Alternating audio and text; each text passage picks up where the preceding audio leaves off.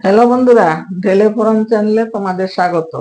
আমি আজকে তোমাদের মধ্যে শেয়ার করবো এমন একটা রেসিপি, তোমরা পোলাওর সাথে ভাতের সাথে মজা করে খেতে পারবে।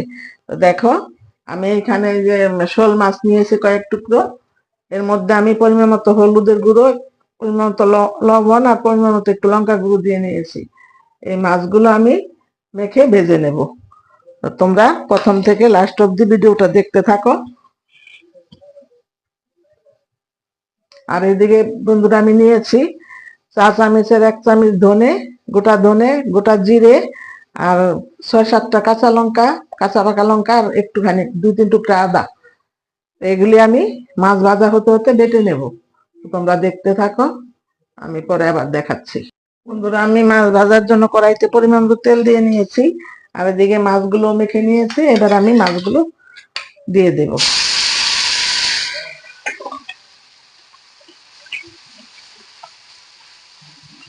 এই শোল মাছের দু পেঁয়াজ এতটাই টেস্টি হয়, তোমরা একবার করলেই বুঝতে পারবে।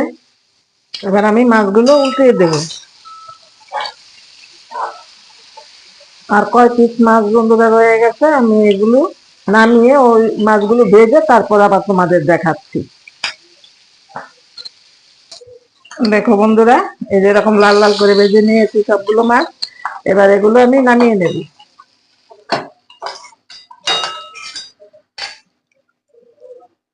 এই মাছ ভাজা তেলের উপরে আমি আরেকটু তেল দিয়ে দেব।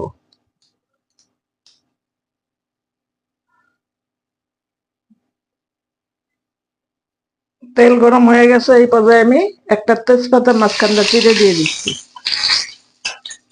এবার দিয়ে দেব কিছুটা গোটা জিরে। এবার আমি এখানে যে ছোট ছোট 6টা পেঁয়াজ কেটে নিয়েছি একদম কুচিয়ে, দিয়ে দেব কুচানো পেঁয়াজ গুলো।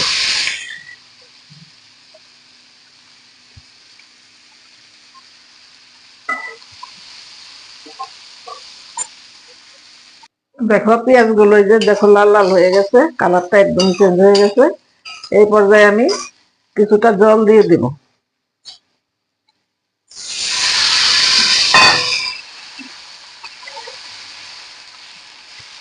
এর উপরে দেব সে বাটা মশলা,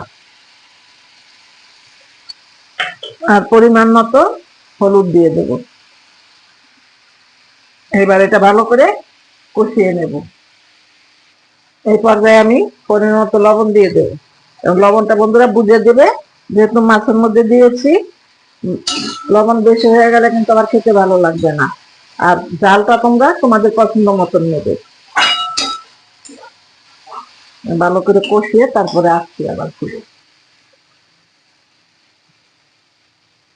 এ পর্যায়ে আমি 2টা কাঁচা লঙ্কা মাঝখানে ভেঙে তারপর দিয়ে দিচ্ছি। দেখো, আমার মশলাটাও কষানো হয়ে গেছে, একদম তেল ছেড়ে দিয়েছে। এই পর্যায়ে আমি মাছগুলো দিয়ে দেব।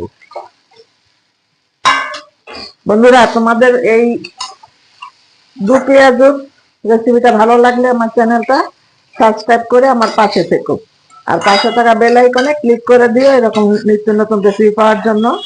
আর আমার চ্যানেলে যদি কোনো নতুন বন্ধু এসে থাকো, তোমাদের কাছে আমার অনুরোধ রইলো আমার চ্যানেলটা সাবস্ক্রাইব করে আমার পাশে থেকো, আর পাশে থাকা বেল আইকনে ক্লিক করে দিও এরকম সুন্দর সুন্দর রেসিপি পাওয়ার জন্য।